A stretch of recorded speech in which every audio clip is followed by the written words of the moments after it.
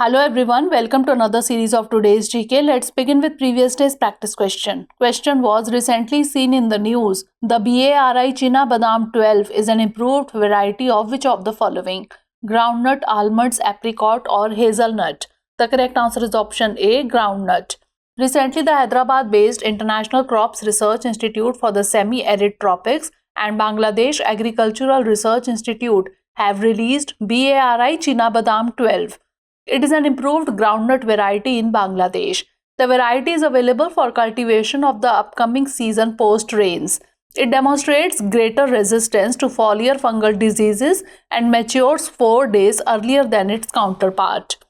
The variety features desirable seed size with kernels weighing 44 to 48 grams per 100 kernels.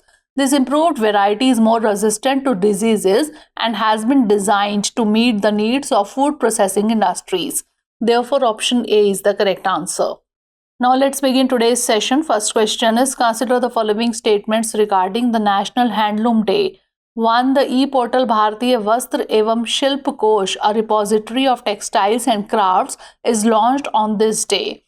2. This e-portal is developed by National Institute of Fashion Technology. Which of the statement or statements given above is or are correct?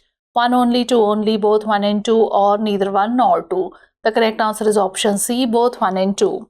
Recently, the Prime Minister of India addressed the National Handloom Day celebration in New Delhi. He launched the e-portal Bhartiya Vastra evam 𝐾𝐫𝐢𝐬𝐡𝐭𝐢, a repository of textiles and crafts developed by the National Institute of Fashion Technology. National Handloom Day celebrates artisans, and this year marks its 9th celebration, coinciding with the launch of the NIFT-developed e-portal.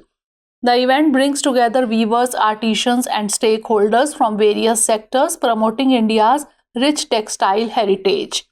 The promotion of local products through platforms like GEM portal, that is Government e-Marketplace, was emphasized. Hence, statement 1 and 2 is correct. Therefore, option C is the correct answer. Next question is, consider the following statements regarding the Project Tiger. 1. It was launched on 1st April 1973. 2. National Tiger Conservation Authority is a statutory authority. 3. Ministry of Environment and Forest provides technical guidance and funding support.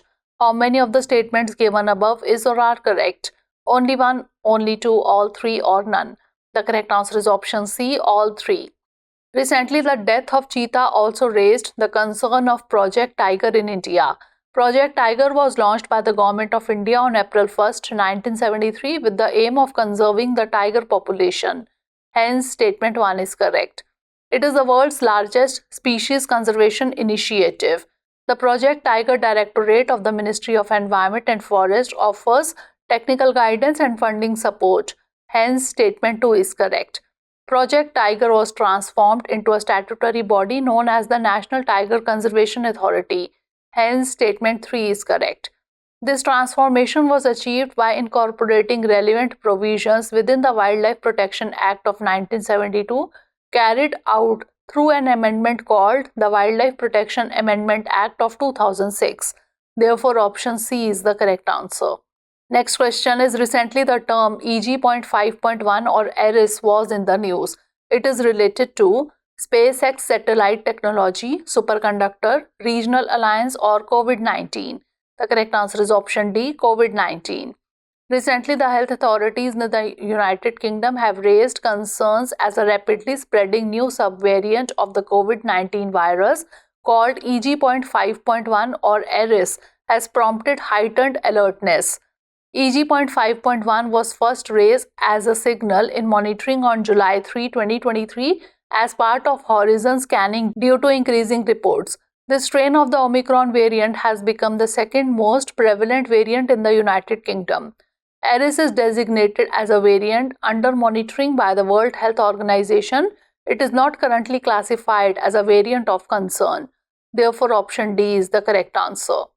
Next question is, consider the following statements regarding the Zurzuvae. 1. It is an oral pill developed to treat postpartum depression and major depressive disorder.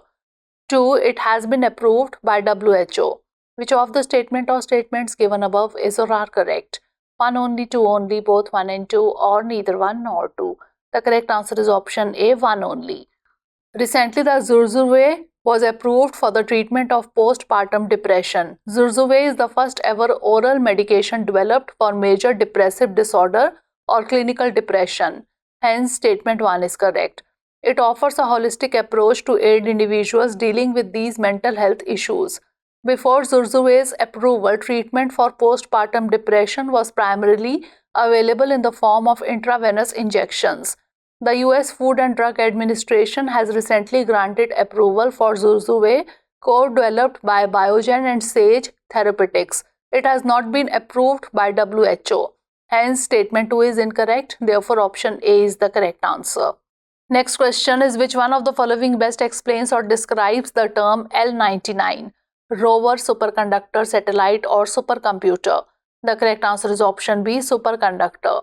Recently, the researchers from South Korea recently announced that they had discovered a material 𝐾𝐫𝐢𝐬𝐡𝐭𝐢 exhibiting superconductivity at room temperature and regular pressure. 𝐾𝐫99 is a copper-substituted lead apatite. It is claimed to possess room temperature superconducting properties without the need for extreme cooling or pressure. This discovery has generated excitement due to the availability of preprint papers with relevant data and synthesis instructions. Therefore, option B is the correct answer. Next question is, the Atithi portal was recently seen in the news. It is associated with comprehensive database of criminal records in Kerala, tourists visiting Kerala to register and access travel information, registration process for new residents relocating to Kerala from other states, or registration process for migrant workers. The correct answer is option D, registration process for migrant workers. Recently, the government of Kerala launched Athidhi portal for registration of migrant workers. The Athidhi portal is a user-friendly web portal to expedite the registration process for migrant workers in Kerala. It has introduced a unique identification system. It allows workers to register themselves individually as well. Presently, migrant workers are regulated according to provisions of the Interstate Migrant Workers Act of 1979. Hence, option D is the correct answer. Next question is, consider the following statements regarding the India-US exercises. 1. The Yuddha Abhyas is the leading bilateral ground army forces exercise. 2. The COP-India is an exercise between the Indian Air Force and the United States Air Force. 3. The Tiger Triumph is the first ever India-US joint tri-services humanitarian assistance and disaster relief exercise. How many of the statements given above is or are correct? Only one, only two, all three, or none? The correct answer is option C, all three. Recently, the US lawmakers introduced a resolution to declare August 15 as National Day of Celebration of the world's two largest democracies. There are several exercises that are organized between India and the USA. The Yuddha Abhyas military exercise focuses on the deployment of an infantry battalion group in peacekeeping and disaster relief operations under the UN mandate. Hence, statement 1 is correct. The COP-India is an air exercise involving the Indian Air Force and the United States Air Force.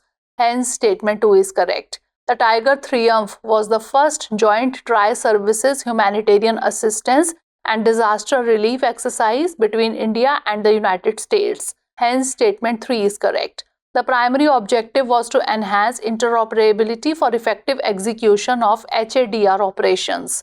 Therefore, option C is the correct answer.